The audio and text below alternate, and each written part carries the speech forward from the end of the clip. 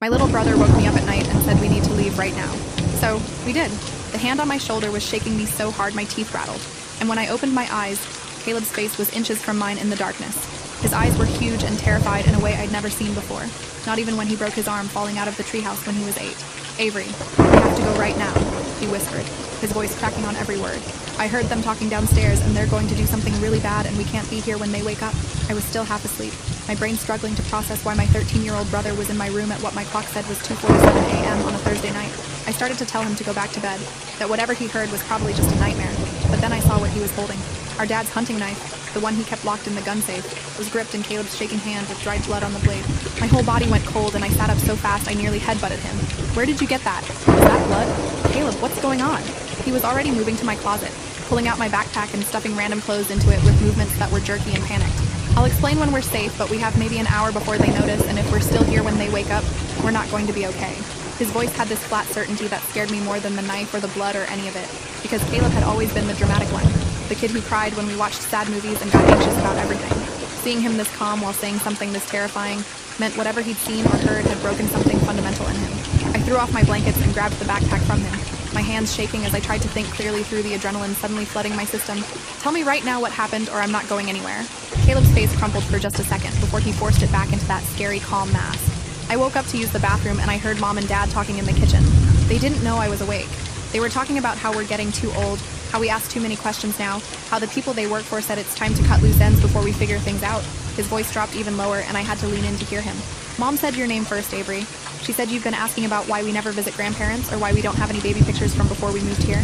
Dad said we can handle it this weekend when we go on that camping trip they've been planning. Make it look like an accident. 2 kids drowned in the lake. Tragic story. Happens all the time." I stared at him, my brain refusing to process what he was saying because parents don't talk about killing their own children. Parents argue about bills and curfews and whose turn it is to do dishes. They don't plan murders. But then I remembered things that had never quite made sense. How we'd moved to this town when I was 6 and Caleb was 3, and Mom and Dad always said we couldn't contact anyone from before because there had been a situation with dangerous people. How they homeschooled us and never let us have friends over or go to other kids' houses. How Dad would disappear for days sometimes and come back with duffel bags full of cash that Mom would count at the kitchen table while we were supposed to be sleeping. How I'd found fake IDs in the garage last year with our parents' faces but different names. And when I asked about them, Dad had gotten this look on his face that made me never bring it up again. All the weird pieces that I'd always told myself had reasonable explanations suddenly rearranged into a picture that made my stomach hurt. "The knife," I whispered, pointing at it with a hand that wouldn't stop shaking. "Why do you have Dad's knife, and why is there blood on it?" Caleb's eyes filled with tears, but his voice stayed steady. "I went to the gun safe to get something, anything we could use to protect ourselves if they tried to stop us from leaving. But it was already open, and the knife was just sitting there on Dad's workbench with blood on it, fresh blood that was still wet. And there was a wallet next to it with someone's ID and credit cards. Someone I've never seen before. Someone who's probably dead now because of what our parents did tonight." He wiped his eyes with his sleeve and thrust my backpack at me. "We can process this later. We can figure out what to do about all of it later. But right now, we have to leave this house before they wake up and realize we know too much." Everything in me wanted to argue, to say this was insane, to wake up our parents and demand an explanation. But looking at my little brother holding a bloody knife in my bedroom in the middle of the night, I couldn't make myself believe there was a reasonable explanation that would make this okay. I grabbed the backpack and started shoving actual useful things into it instead of the random items Caleb had thrown in. Phone charger, my emergency cash from the drawer where I kept birthday money, a jacket, my laptop, because it had all my schoolwork, and I couldn't think clearly enough to know what we'd need. Caleb went to his room and came back with his own backpack stuffed with clothes and his tablet, and I could see he'd been planning this more carefully than his panic suggested, because he also had a first aid kit and bottles of water and granola bars from the kitchen. "How are we leaving?" I asked quietly, creeping toward my bedroom door to listen for any sounds from downstairs. "Dad keeps the car keys on him, and the spare set is in their bedroom. We can't get to them without walking right past their door." Caleb pulled something from his pocket that made my breath catch. He had a full set of car keys that I didn't recognize, attached to a keychain with someone else's initials. "These were with the wallet," Caleb said, and his voice had gone completely flat. "I'm guessing they belong to whoever Dad killed tonight. There's a car parked 2 houses down that I've never seen before, a blue sedan. I checked, and these keys unlock it. We can take that car and be gone before anyone even notices." The casual way he said, "Whoever Dad killed tonight," made something crack inside my chest because my 13-year-old brother shouldn't know how to talk about murder like it was just another item on a to-do list. I took the keys from him with numb fingers, and we moved through the dark house like ghosts, every creak of the floorboards making my heart stop. I could hear Dad snoring from the master bedroom and see the faint light under the door that meant Mom was probably reading in bed like she did every night. Normal sounds from normal parents who were apparently planning to kill us this weekend and make it look like an accident. We made it to the front door, and I slowly turned the deadbolt. praying it wouldn't make the clicking sound it usually did. The bolt slid free with barely a whisper, and I eased the door open. The hinges mercifully silent because Dad had oiled them just last week. We slipped out into the October night air that was cold enough to make me wish I'd grabbed a better jacket, and I pulled the door closed behind us with the slowest, most careful movement of my life. Then we were running across the lawn toward the street, our backpacks bouncing against our shoulders, heading for a blue sedan parked under a streetlight 2 houses down that belonged to someone who was probably dead. I clicked the unlock button and the car chirped once, way too loud in the sleeping neighborhood, and we threw our bags in the back and jumped into the front seats. My hands shook so badly I could barely get the key in the ignition, but then the engine turned over and we were pulling away from the curb, leaving the only home I remembered behind us. I drove aimlessly for 20 minutes before my brain started working clearly enough to form an actual plan. We couldn't just drive forever. We had maybe $300 between us and a tank of gas that was showing half full. We didn't have real IDs because our parents had always said they'd get us driver's licenses when we were older, which I now realize meant they never wanted us to have official documentation. We couldn't go to the police because what would we say? Our parents were talking about killing us but didn't actually do anything yet, and also we stole a car that might belong to a murder victim. That would get us sent straight back home where Mom and Dad would have a convenient explanation for everything, and we'd be trapped until that camping trip this weekend. Caleb was staring out the window with his arms wrapped around himself, and in the glow from the dashboard, he looked even younger than 13. Just a scared kid who'd had to grow up way too fast in the last few hours. We need to go somewhere they won't think to look for us, I said, trying to sound more confident than I felt. And we need to find someone who can actually help us. Someone with authority who won't just send us back. Caleb was quiet for a long moment before he pulled out his tablet. Before we left, I took pictures of everything I found.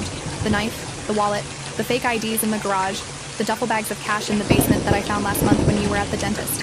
I've been documenting things for a while because I kept noticing weird stuff and I thought maybe I was paranoid, but I wanted evidence in case I wasn't. He showed me his photo gallery and my stomach turned as I scrolled through dozens of images. Stacks of $100 bills wrapped in paper bands, multiple driver's licenses with our parents' faces and different names and addresses, handwritten notes and Dad's writing with names and addresses and dollar amounts, that bloody knife laid out on the workbench like some kind of terrible still life. There's more, Caleb said quietly. I found a box in the attic 3 weeks ago when I was looking for Christmas decorations early because I wanted to surprise Mom. It had newspaper clippings about missing people, maybe 15 or 20 different articles from the past decade.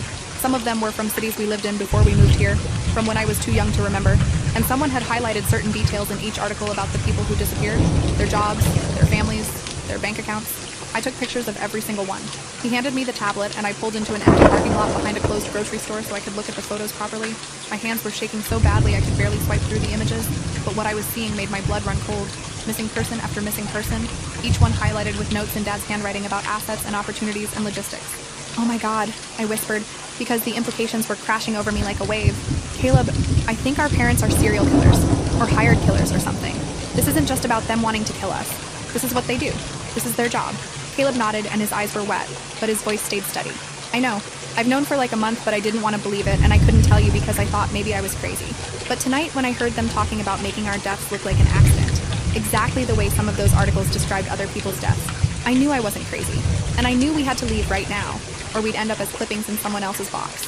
I hugged him across the center console, this kid who'd been carrying this terrible knowledge alone for weeks while I'd been completely oblivious, worried about normal things like passing my homeschool tests and whether I'd ever get to go to actual college. We sat in that parking lot for maybe 10 minutes while I tried to figure out our next move, and that's when headlights swept across the car from behind us. I looked in the rearview mirror and my heart stopped because I recognized our dad's truck pulling into the parking lot, moving slowly like it was searching for something.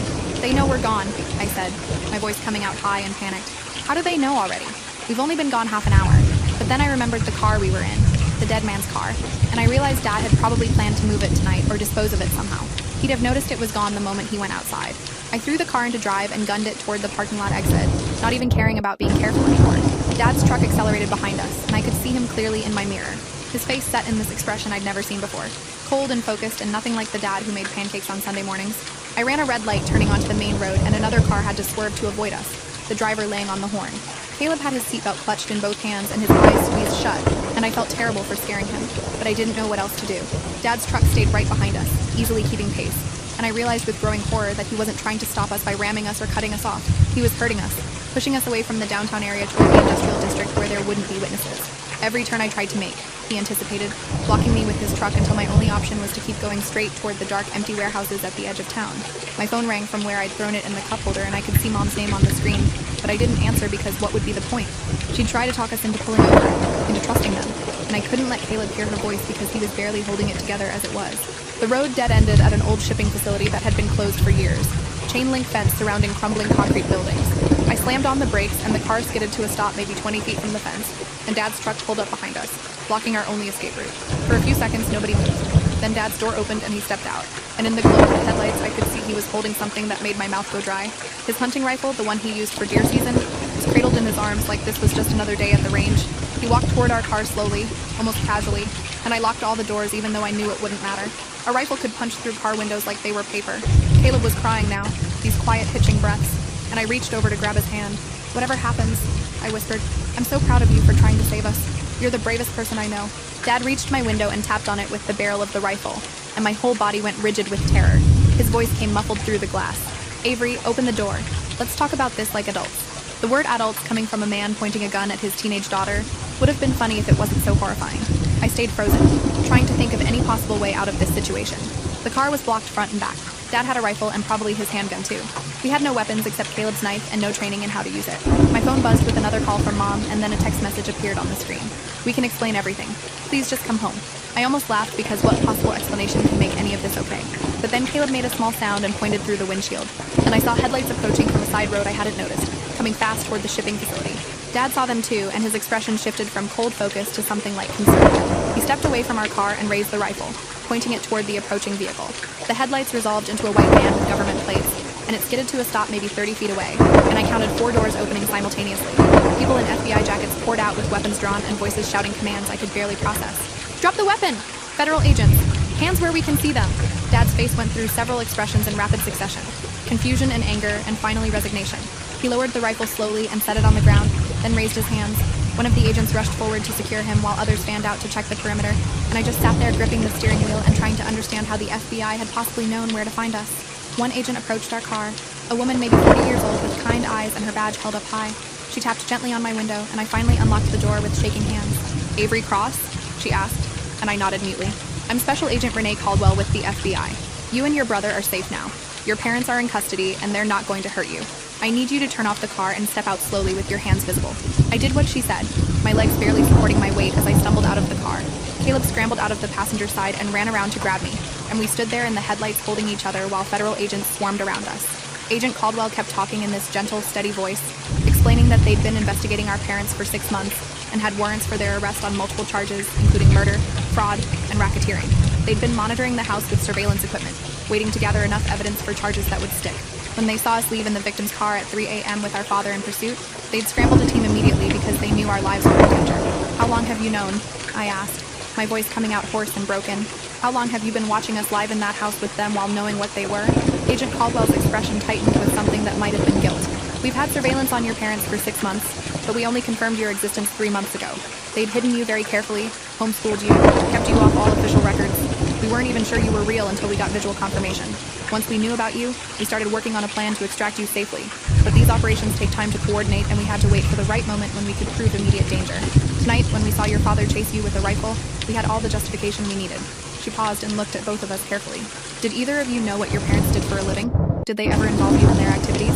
I shook my head violently, and Caleb pulled out his tablet with shaking hands. "I figured it out recently," he said quietly. "I have photos of evidence I found in the house. I didn't know what to do with it because I was scared if I went to police they'd send us back home and our parents would know I talked. But I documented everything in case we got a chance to escape and find someone who would believe us." He pulled up the photos and handed the tablet to Agent Caldwell, and I watched her face change as she scrolled through the images. The knife, the wallet, the cash, the newspaper clippings, all of Caleb's careful documentation from the past month. "This is incredibly helpful," she said quietly, and there was something in her voice that sounded like sadness. "You're a very brave young man. Both of you are. Most people wouldn't have survived what you went through tonight."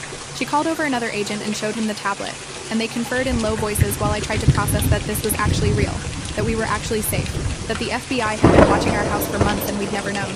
Another vehicle arrived, this one an unmarked sedan, and a man in his 50s got out wearing a suit that looked expensive even in the dark. He showed his badge to the agents securing the perimeter and walked directly to Agent Caldwell. They spoke quietly for a moment, and then he turned to look at Caleb and me with an expression that was hard to read. "I'm Assistant Director Gerald Monroe," he said, his voice formal but not unkind. "I've been leading the investigation into your parents' activities. We have a lot to discuss, but first we need to get you somewhere safe and warm where we can conduct proper interviews. You're not in any trouble. I want to be very clear about that. You're victims and witnesses, and we're going to do everything we can to support you through this process. But we do need to ask you questions about what you saw and heard tonight, and anything else you might know about your parents' activities." I looked over at where Dad was being loaded into the back of an FBI vehicle, his hands cuffed behind his back, and I felt this strange disconnect, because he still looked like my dad. Still had the same face that had read me bedtime stories when I was little and taught me how to ride a bike and smiled at me over birthday cakes. How could that person be the same person who just chased us with a rifle and planned to kill us on a camping trip? How could both versions exist in the same body? Mom was nowhere in sight, and I asked Agent Caldwell where she was. She's been secured at your house, Caldwell said quietly. She didn't pursue you like your father did, but she's equally culpable in everything they've done. You'll both give statements about what happened tonight, and then we'll work on finding you a safe place to stay while this investigation proceeds. Do either of you have any other family we can contact? Grandparents, aunts, uncles, anyone who might be able to take care of you? Caleb and I looked at each other, and I realized we had no idea if we even had other family. Our parents had always said everyone from before was either dead or dangerous, but I now understood that was probably just another lie to keep us isolated. We don't know, I admitted. They told us we didn't have any family, that it was just the four of us against the world. I don't even know if Cross is our real last name or if that's another fake identity. Assistant Director Monroe's jaw tightened, and he exchanged a look with Agent Caldwell that I couldn't interpret. We'll figure that out, he said. Our priority right now is your immediate safety and well-being. Let's get you out of this parking lot and somewhere more comfortable. They loaded us into Agent Caldwell's vehicle, a plain sedan that smelled like coffee and fast food, and we drove back toward town with 2 other FBI vehicles following us. I watched the shipping facility disappear in the side mirror and tried to process that less than 2 hours ago I'd been asleep in my bed, normal and safe, and now everything I thought I knew about my life was revealed to be a lie. The FBI field office was in a building downtown that looked like every other office building from the outside, but inside it was all security checkpoints and badge readers and agents moving purposefully through fluorescent lit hallways. Agent Caldwell took us to a conference room with a table and chairs and a window that looked out over the parking lot. There was a camera mounted in the corner that she gestured to apologetically. Everything that's said in this room will be recorded for evidentiary purposes, she explained. But I want you to know that you're not suspects. You're minors who were kept in isolation by your parents and are now helping us understand the full scope of what they've done. Anything you tell us will be used to build our case against them, not against you. Do you understand? We both nodded, and she left us alone for maybe 5 minutes while she went to get water and snacks from somewhere. The silence in that room was oppressive, and Caleb hadn't let go of my hand since we'd gotten out of the car. Are we going to be okay? He asked quietly, and I didn't know how to answer because I had no idea what okay even looked like anymore. We're alive, I finally said. That's more than we would have been by this weekend. Everything else we can figure out.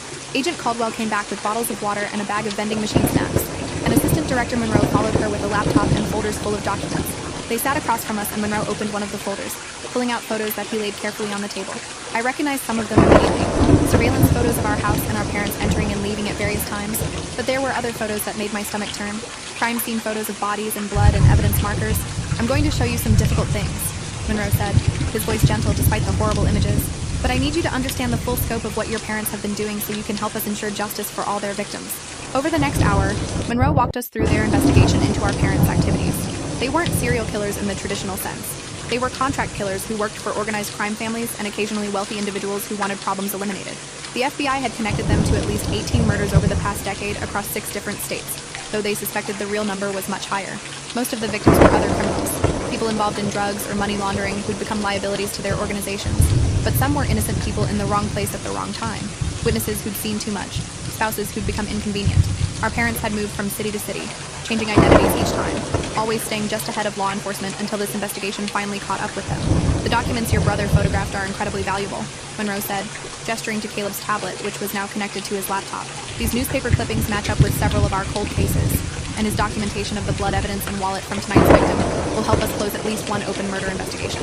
I felt sick hearing him talk about murders and victims in clinical terms, while looking at my little brother's photos documenting our father's crimes. Who were we before this?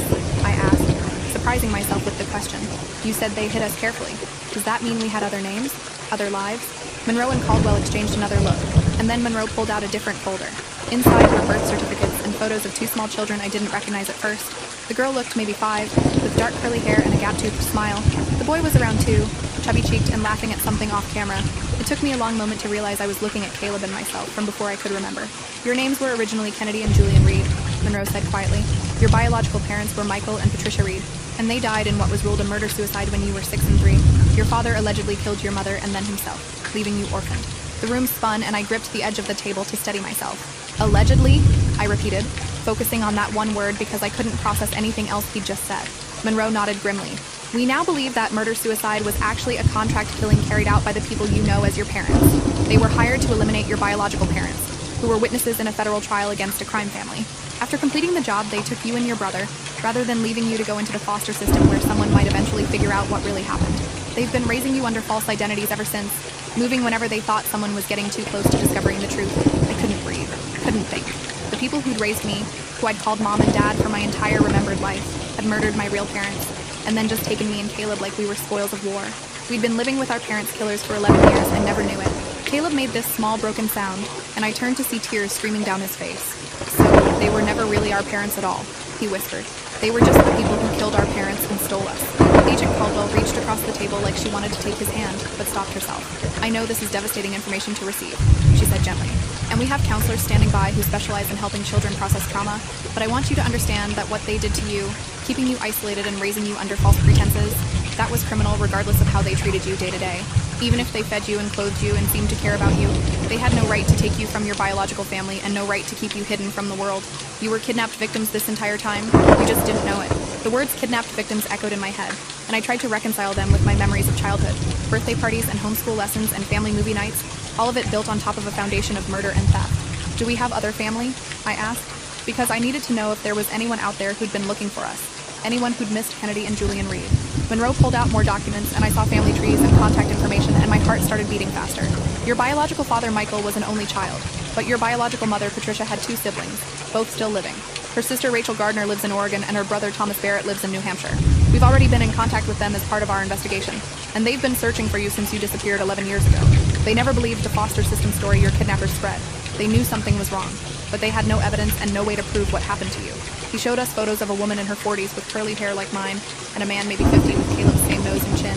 Our aunt and uncle, actual blood relatives who'd been looking for us while we'd been living 40 minutes away from our aunt for the past 5 years, never knowing we had family who wanted us.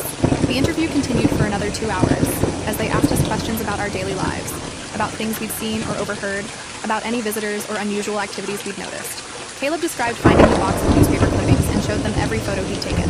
I told them about the fake IDs in the garage and the duffel bags of cash and the times Dad had come home with injuries he'd brushed off as work accidents. They recorded everything carefully and took copies of all of Caleb's photos.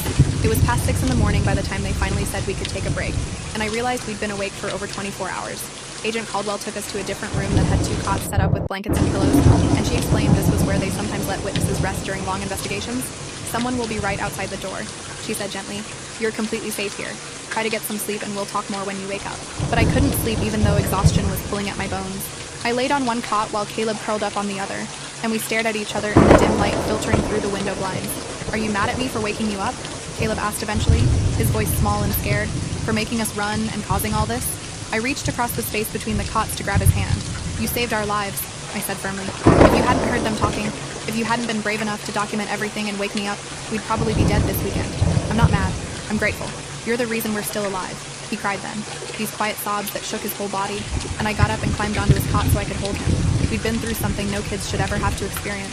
We'd survived it together because my little brother had been brave enough to act when it mattered most. Eventually, his breathing evened out and he fell asleep against my shoulder, and I held him and stared at the ceiling and tried to process that our entire lives had been a lie. Someone knocked softly on the door around noon, and Agent Caldwell came in carrying paper bags that smelled like burgers and fries. We ate mechanically while she explained what would happen next. Our Aunt Rachel was flying in from Oregon that evening and had already been cleared to take custody of us temporarily while the investigation proceeded. There would be more interviews and eventually probably testimony in court if the case went to trial, but for now the priority was getting us somewhere stable and safe where we could start processing everything that had happened. Your aunt has been in touch with a trauma counselor who works with children in situations like yours, Caldwell explained. She understands you'll need intensive support, and she's committed to making sure you get whatever help you need.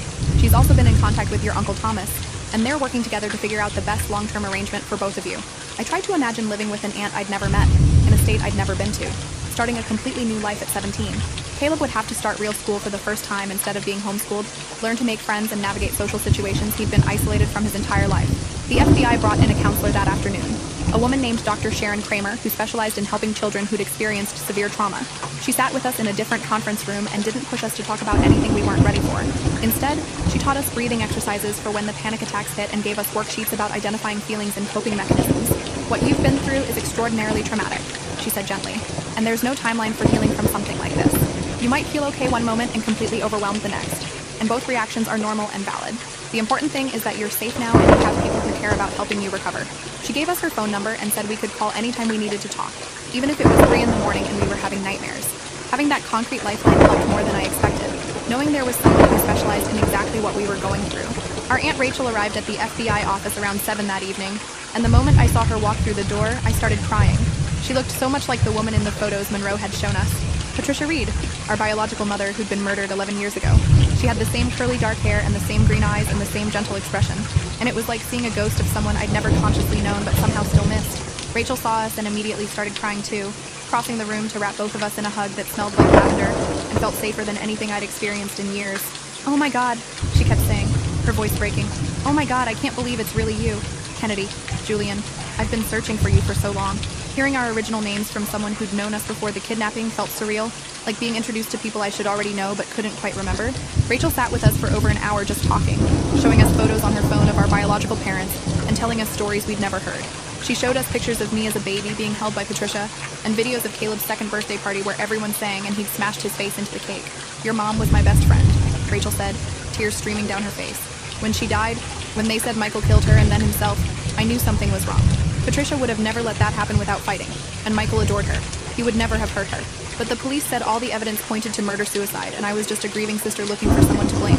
Then you both disappeared from foster care and the trail went cold." She explained how she'd hired private investigators and pushed the police to keep the case open, but without evidence there was nothing they could do. She'd never stopped looking, never stopped hoping, and now here we were, alive and safe, but so different from the babies she'd known. The FBI arranged for us to stay in a hotel that night with Rachel and 2 agents stationed in the room next door for security. They were concerned that other members of the criminal organizations our kidnappers worked for might try to target us as witnesses, so we'd need protection until everyone involved was in custody. Rachel ordered room service and we ate pizza while watching mindless TV, trying to act like this was normal even though nothing about it was normal. Around 10 p.m., Caleb asked the question I'd been avoiding thinking about: what happens to them? To the people who took us? Rachel's expression hardened in a way that made her look less like our gentle aunt and more like someone who'd spent 11 years being angry. "They'll be charged with kidnapping, multiple counts of murder, conspiracy, and probably a dozen other crimes," she said. "The FBI has enough evidence to put them away for life even without your testimony. But with what you've provided, there's no chance they'll ever see freedom again." I should have felt relieved hearing that, but instead I just felt empty. The people who'd raised me were going to prison forever for crimes including murdering my real parents, and I should have been happy about that. But part of me kept remembering the dad who'd taught me to read, and the mom who'd bandaged my scraped knees, and my brain couldn't reconcile those memories with the reality of what they'd done. "Is it wrong that I'm sad?" I asked quietly, and Rachel immediately shook her head. "Grief doesn't follow logical rules," she said gently. "You can grieve the parents you thought you had while also being angry at the people they actually were. Both feelings can be true at the same time, and you're allowed to be confused and conflicted about all of this because your situation is impossibly complicated." She told us about the therapy and support groups she'd already researched, about schools in Oregon that had experience with students who'd been through trauma, about all the plans she'd been making for years just in case she ever found us. We stayed in that hotel for 3 days while the FBI continued their investigation, and Rachel worked out logistics for taking us back to Oregon. Our Uncle Thomas flew in on the second day, a quiet man with kind eyes who cried when he met us and couldn't stop apologizing for not finding us sooner. "I should have pushed harder," he kept saying. "I should have known they weren't really dead. I should have kept looking." But Rachel told him firmly that he'd done everything possible, and the people who took us had been professionals at hiding.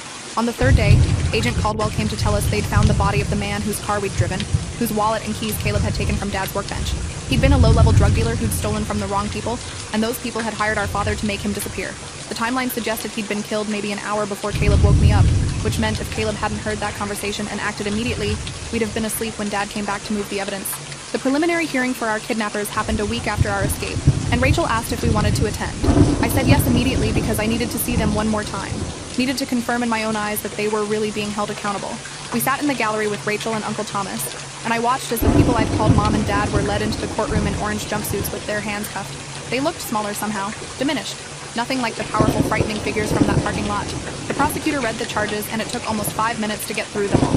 36 counts total, including 18 murders, 2 kidnappings, fraud, weapons charges, and conspiracy. Our father never looked at us, just stared straight ahead with no expression. But our mother turned, and her eyes found mine across the courtroom, and for just a second I saw something that might have been genuine grief. Then the moment passed, and her face went blank, and she turned back to face the judge. The judge denied bail, citing the defendants as severe flight risks with the resources and skills to disappear completely, and ordered them held in federal custody pending trial. Walking out of that courtroom knowing they couldn't hurt us anymore, couldn't reach us or manipulate us or plan our deaths, felt like breathing for the first time in days. We flew to Oregon the next day, 3 tickets on a commercial airline with Agent Caldwell accompanying us for security. Rachel lived in a small town outside Portland, in a house that felt enormous after years in our isolated home. She had a guest room ready for me and had converted her office into a bedroom for Caleb, both rooms decorated with welcome signs and new clothes in our sizes. "I've been buying things for years," she admitted. showing us the closet full of clothes in various sizes. Every birthday and Christmas, I'd buy presents for the ages you would have been, hoping someday I'd get to give them to you. Starting therapy was hard because Dr. Melissa Torres, the counselor Rachel had found, didn't let me hide from any of the difficult feelings. She made me talk about the good memories of the people who'd raised me and acknowledge that I could miss them while also being angry about what they'd done. She helped Caleb process his guilt about not figuring things out sooner, about all the signs he'd missed before that last month. We went to therapy separately and together, sometimes with Rachel joining us to work on building new family relationships. Enrolling in actual school was terrifying after years of homeschooling, but the principal and counselors had been briefed on our situation and worked to make the transition as smooth as possible. Caleb started 8th grade and I started senior year, both of us completely overwhelmed by the crowds and noise and social dynamics we'd never learned to navigate. But slowly, week by week, it got easier. I made friends with a girl in my English class who invited me to study groups and didn't ask intrusive questions about where I'd come from. Caleb joined the robotics club and found other kids who were quiet and awkward and accepted him without demanding explanations. The trial was scheduled for 8 months after our escape, and the prosecutors warned us it would be difficult to sit through. They were right. For 3 weeks, we listened to testimony about all the murders our kidnappers had committed, saw crime scene photos and evidence, and heard the family members of victims describe their losses. Some days I had to leave the courtroom because it was too much, too overwhelming to reconcile these horrific crimes with the people who'd packed my lunches and helped me with homework. The prosecution presented Caleb's photos as evidence, and his documentation of that final night was crucial in establishing premeditation and intent. When it was our turn to testify, I stood in front of the courtroom and described hearing Caleb's voice in the dark, seeing the bloody knife, making the decision to run. I described the chase and the parking lot and the moment Dad had pointed a rifle at us. I answered every question the prosecutor asked and didn't look at the defense table where our kidnappers sat with their attorneys. The jury deliberated for 2 days before returning guilty verdicts on all counts. Our father was sentenced to life in prison without possibility of parole. Our mother got the same. Standing in that courtroom listening to the judge hand down those sentences, I felt this weird mix of relief and sadness. Justice had been served. The people who'd murdered my biological parents and kidnapped us and planned to kill us were going to prison forever, but it didn't feel like victory. It just felt like the end of something terrible that should never have happened in the first place. We went home to Rachel's house and she made us dinner and we sat around the table, this weird little makeshift family trying to figure out how to be normal. Uncle Thomas had moved to Oregon to be closer to us and came over for dinner twice a week. We were slowly learning our original names, responding to Kennedy and Julian instead of Avery and Caleb, though some days I still forgot and answered to the wrong name. A year after our escape, Rachel helped us plan a trip to visit our biological parents' graves. They were buried in New Hampshire where they'd lived before being murdered, and Rachel and Thomas had maintained the gravesite for 11 years. We stood in the cemetery and I looked at the names carved in stone, Patricia Reed and Michael Reed, and tried to feel some connection to these people I'd never consciously known. "I'm sorry I don't remember you," I said quietly, and Rachel squeezed my shoulder. "They loved you so much," she said. "Everything they did was to protect you and keep you safe, and they died trying to do the right thing. They would be so proud of who you've become." We left flowers and took pictures and drove back to Oregon, and for the first time since that night when Caleb woke me up, I felt like maybe we were going to be okay. Not fixed, because you don't fix this kind of trauma, but okay. Surviving. Learning to live with the complicated grief of losing parents twice, once to murder and once to the truth. Now it's been 2 years since that night, and Caleb and I are different people than we were when we ran. He's 15 now and thriving in high school, talking about wanting to study forensic science because of his experience documenting evidence. I'm 19 and finishing my first year of college, studying psychology because I want to understand trauma and help other people who've been through impossible situations. We still have bad days where the anxiety hits and we can't function, days when we have nightmares about the parking lot and the rifle and what would have happened if Caleb hadn't been brave enough to wake me up. But we also have good days where we laugh with Rachel and Thomas and our growing circle of friends, where we feel safe and loved and like we might actually have normal futures ahead of us. The people who took us, who we called Mom and Dad for 11 years, are locked away and can't hurt anyone ever again. And Kennedy and Julian Reed, the children who were stolen and hidden, are finally home. Thanks for hanging out till the end. If you want more stories, make sure to subscribe and leave your take below.